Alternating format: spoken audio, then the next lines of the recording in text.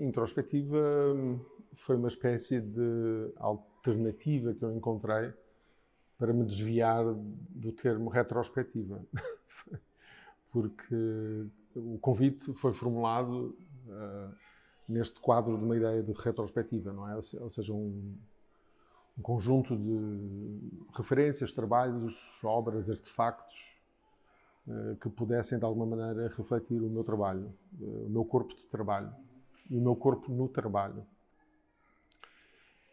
Mas de facto o termo retrospectiva tem uma carga que não era aceitável na minha idade, embora eu tenha começado cedo e a carreira já é longa, mas não faria muito sentido. Embora na relação com a dança e na dança contemporânea, quanto mais cedo melhor, porque temos ainda o autor, o artista, a pessoa que está a ser referenciada viva e disponível para partilhar o seu imaginário com o corpo, que é o que temos, não é? Em dança, em performance, é o que temos como interface, como arquivo.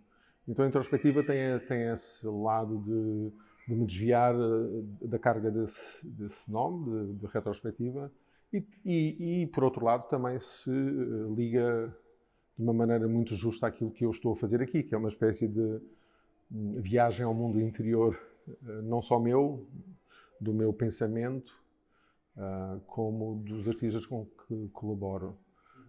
Eu dou muito ênfase na minha prática artística e na minha prática enquanto investigador a esta ideia da pré-ação, do momento anterior ao gesto, ou seja, aquilo que se passa na nossa mente, no nosso cérebro e no nosso corpo, claro, antes de tomarmos uma ação que se torna visível, quer pelo espectador, quer por um improvisador, por exemplo, ou uma improvisadora que nos acompanhe, ou que me acompanhe.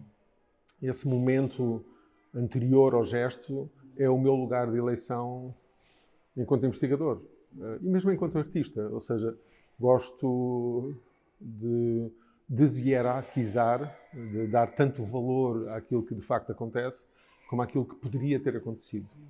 Todo aquele mundo interior, tudo aquilo que nos passa pela cabeça antes da gente escrever uma frase, antes da gente dizer uma palavra, antes da gente fazer um gesto, tudo aquilo que poderia ter sido, tudo aquilo que eu, por exemplo, neste momento poderia estar a dizer, para além daquilo que estou a dizer, isso interessa-me tanto como aquilo que eu digo, não é? E normalmente para a história não fica esse rastro, esse traço, esse resto não fica para a história. E isso interessa-me, encontrar formas de dar a ver esse mundo interior.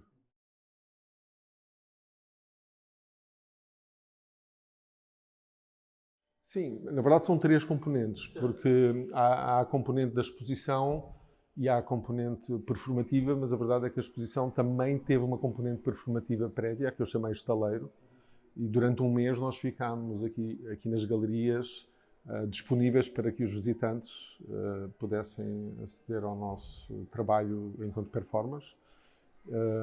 Depois houve o trabalho da construção da exposição em si e depois o trabalho da remontagem dos espetáculos, não é? Da seleção de espetáculos que foram feitas.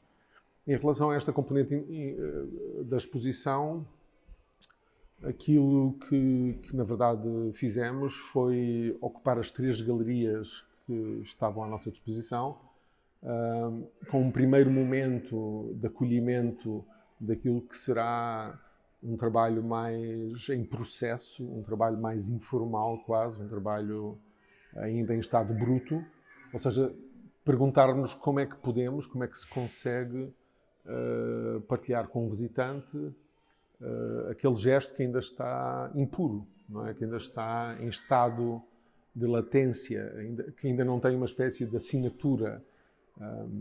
É uma plataforma mais de... É um lugar em que o imaginário do visitante é estimulado não em função do gesto autoral, mas em função de um terreno de possibilidades. E nesse sentido também tem a ver com o título introspectiva, porque eu proponho que o visitante faça ele próprio uma introspeção em relação àquilo que está a ver e consiga lidar com o inesperado que é, numa galeria, aceder a corpos em movimento ou corpos em ação, que foi o que fizemos durante esse período. E depois, ao produzirmos esta presença durante um mês, fomos criando rastros, restos e traços. E o nosso desafio foi depois trabalhar a partir desta fantasmagoria que foi construída a partir da nossa presença aqui no museu. É muito complicado expor a performance, não é? Porque a performance, por definição, acontece ou não acontece. Ou seja, existem os performers, existe o visitante, o observador, que têm que ocupar o mesmo espaço e o mesmo tempo, porque senão não há performance. E, portanto, nesse sentido, decidimos privilegiar, nas 3 salas, inclusive, foi uma experiência com o acesso a esse evento, não é? A esse acontecimento, que foi a presença passada, neste caso, de forma indireta, através de relatos, através de vídeos filmados indiretamente, através daquilo que podemos dizer são os virtuais resultantes daquilo que foi o atual da performance, não é? E são 3 salas divididas em 3 focos distintos. Um primeiro que tem mais a ver com o meu corpo de trabalho, sobretudo a solo, em que eu coloco numa mesma sala vários fragmentos de solos, suportados sobretudo a partir das imagens feitas pela Patrícia Almeida, mas também convoco outros artistas com quem colaborei, a Márcia Lança, o Gustavo Sumpta, o João Galante, a Ana Borralho, o Tiago Guedes, o Walter Lauterer, a Paula Caspão. São tudo pessoas que habitam aquela sala, que representam muitas outras. Ou seja, 30 anos de trabalho fizeram com que eu colaborasse com pessoas incríveis durante muito tempo, mas essas são as que representam todo um universo de pares com quem eu construí o meu percurso. Depois tenho uma segunda sala que eu chamei I'm Not Here, que é uma sala que coloca em ambiente expositivo aquilo que é uma experiência que foi concebida para um espaço teatral, que aliás também está patente na mostra que fazemos no Pequeno Auditório. 20 anos depois vamos reestrear essa peça no seu formato original. E o I'm Not Here é essa peça desconstruída para um formato de galeria, onde o público pode aceder não só, mais uma vez, ao atual daquilo que foi a performance que eu fiz de propósito para ser filmada, mas também pode aceder ao virtual deixado para trás através dos restos, dos rastros, dos traços, mais uma vez. E depois temos a sala que resultou da nossa presença performática, não é? Onde desenvolvemos um conjunto de improvisações, de composições em tempo real, que depois produziram uma série de ambientes e uma série de landscapes, não é? De modos de olhar o terreno que foi habitado por essas performances, e ela está, digamos, acessível de uma forma indireta, podemos dizer quase que entre a poesia e a salvajaria, para citar uma artista da minha geração, a Vera Mantero, e foi esse lugar que tentámos circunscrever nessa sala. E depois temos esta sala onde nos encontramos, que é uma sala, é uma antecâmara, podemos assim dizer. Aqui eu dei o nome de Ateliê Real, exatamente em homenagem ao espaço que nos acolheu durante quase 30 anos, espaço conceito, não é? Que nos acolheu durante 30 anos, e tem microfragmentos de vários momentos desse tempo. Tem inclusive o número 55, que eu não sei se dá para ver daqui, que é o número 55 da Rua Poço dos Negros, onde nós estivemos durante esse período. Portanto, é uma sala com uma carga emocional grande e que tem pequenos fragmentos que que permitem que os visitantes acedam a esse imaginário sem ter necessariamente que saber a história toda, não é? Cada objeto sobrevive por si.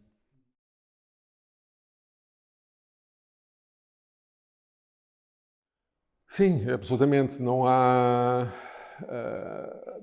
Cada artefacto, cada pequeno gesto, traço,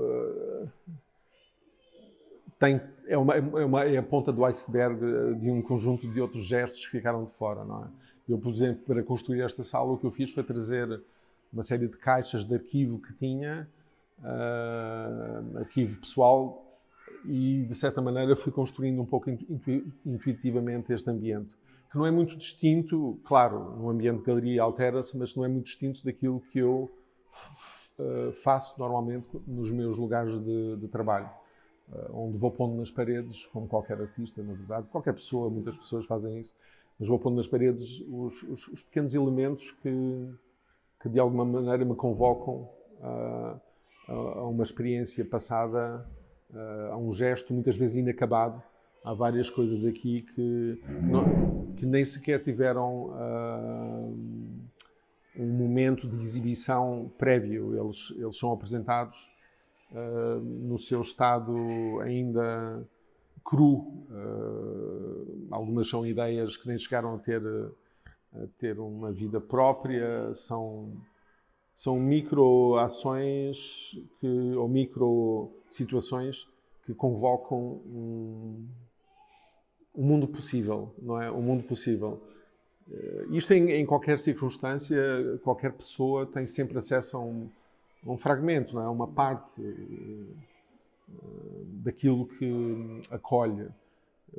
O que eu proponho, e nesse sentido a galeria, o lugar do museu e a galeria é um lugar muito privilegiado para o meu trabalho, porque aquilo que eu proponho para se aceder àquilo que está para lá da superfície, aquilo que está para lá do óbvio, é que haja um prolongamento da experiência da percepção, não é? Um prolongamento da observação.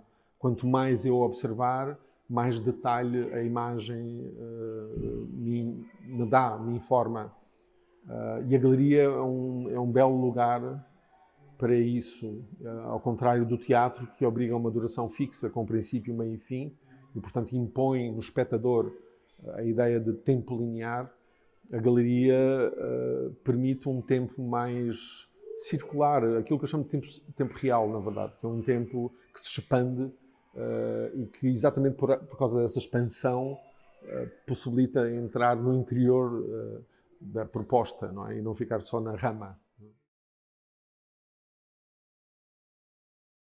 Na verdade, o próprio aparato da galeria coloca o visitante num lugar que para mim é absolutamente justo. Eu tive nesta experiência, uma experiência que ainda não tinha tido, portanto eu estou duplamente, triplamente satisfeito com este projeto a vários níveis, por tudo o que temos feito, pela relação com os performers, com os pares, pelo modo como de facto me sinto representado nesta multiplicidade de plataformas que a introspectiva aqui no CCB me permite fazer, mas se há algo que eu posso extrair como elemento novo daquilo que é a minha investigação já de muitos anos, é exatamente esta experiência com a figura do visitante que não tem a obrigação de ficar perante uma proposta de modo frontal, não é? Portanto, ao contrário do teatro, que de certa maneira é obrigado pela convenção teatral de ficar sentado frontalmente. É como se a dramaturgia de qualquer trabalho tivesse sido feita pelo próprio arquiteto que construiu o teatro às vezes há centenas de anos ou há dezenas de anos. E antes do próprio arquiteto, da própria convenção da ideia de que a obra acontece à frente dos teus olhos e não acontece no teu corpo, por exemplo, não acontece à tua volta. E para mim sempre foi claro que a obra não acontece só, para já não acontece só nos olhos, não é? E não acontece só à minha frente. Eu tenho que aceder a ela de modo tridimensional. Tenho que mergulhar no interior dela. E a galeria permite-me isso, não é? Permite esse mergulho, permite essa relação, eu diria, eticamente mais justa, de autonomia do próprio visitante, que decide a duração, o tempo que fica à frente de algo, que decide a distância em relação a esse próprio objeto, e tudo isso, politicamente e eticamente, acho uma conquista muito grande. E acho que se adequa muitíssimo bem ao meu trabalho. Portanto, o meu trabalho, mesmo no teatro, sempre foi uma batalha, podemos dizer assim, um conflito, não direi, mas uma negociação constante para impedir que os padrões ligados à estrutura de poder que está inscrita no próprio aparato teatral se impusessem em relação à minha proposta. Então, sempre fiz com que as pessoas se relacionassem com aquilo que eu apresento de maneira a não caírem nos padrões e nas expectativas que a posição de espectador obriga, não é?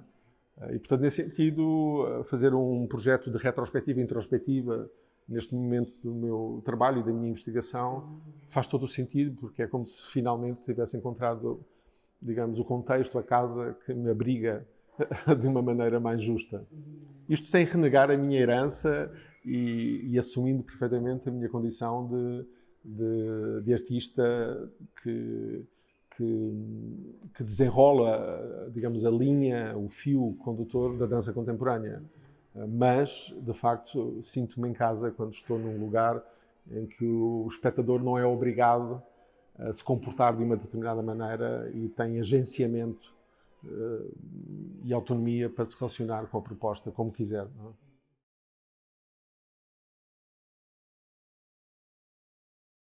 Bom, um critério foi condicionado logo pelo facto de eu ter 5 performers a quem eu queria dar corpo, ou seja, passar o testemunho, não é? Esse foi o critério inicial. Queria que houvesse também, em termos cronológicos, um arco que fosse desde os anos 90, início dos anos 90 até os anos 2000, que foi o que aconteceu, não é? Queria também que houvesse a experiência desde o solo ao trio, ao grupo, e, portanto, a partir dessas premissas, dessas coordenadas, eu olhei para o meu repertório e tentei perceber quais é que seriam as peças mais justas para possibilitar a este espectador ideal, que se calhar não existe, que é o espectador que vai ver todas as peças, de facto, um panorama daquilo que é o meu corpo de trabalho. Não é?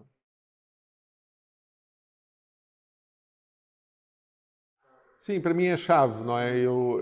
Aliás, eu não concebo o gesto artístico se não for, para já em modo coletivo, se não for através da partilha dos afetos, criando uma teia de afetos, não é? Um tecido, uma ideia de trama afetiva.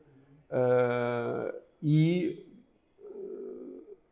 penso que não há nada mais gratificante do que uma afinação entre duas pessoas ou mais, não é? No sentido de partilhar com ela ou com elas aquilo que é do foro do indizível, não é? Ou seja, a linguagem tem limites, a linguagem permite-nos fazer esta conversa aqui, que é muito importante, a linguagem permite-nos combinar esta conversa, por exemplo, a linguagem permite-nos tantas outras coisas, claro, mas ela joga contra nós se o lugar de partilha for um lugar do sensível. Se for o lugar do sensível, a poesia faz um esforço, a poesia consegue muitas vezes tocar nesse espaço, claro, mas se estivermos a falar do sensível, do indizível, de uma partilha de uma sensibilidade interior, de algo que ainda não tem nome, não é? De um afeto, a pergunta coloca-se: como partilhar algo que ainda não foi nomeado, que não tem uma formulação? E eu recuso-me a restringir o meu mundo ao mundo das aparências, não é? Daquilo que eu consigo identificar ou daquilo que já foi nomeado previamente. Eu preciso que o meu mundo e o mundo partilhado com as pessoas que estão à minha volta seja também composto por aquilo que ainda não foi nomeado e portanto, está por aí, não é? Está espalhado por aí. Para isso é preciso encontrar uma linguagem comum, para isso é preciso confiança, é preciso tempo, é preciso duração, é preciso desejo, é preciso atração, inclinação, é preciso um conjunto de qualidades que só são possíveis se eu não for prisioneiro daquilo que sei fazer e estiver disponível para aquilo que eu não sei fazer. Ou seja, o grande objetivo, se quisermos, seja no meu trabalho de investigação, seja no meu trabalho artístico, é não saber juntos e não saber juntos. Portanto, o trabalho de transmissão tem essa outra nuance, que não é sobre transmitir o saber, é transmitir o não saber. E isso não se faz com as ferramentas que já foram descobertas, faz fazendo.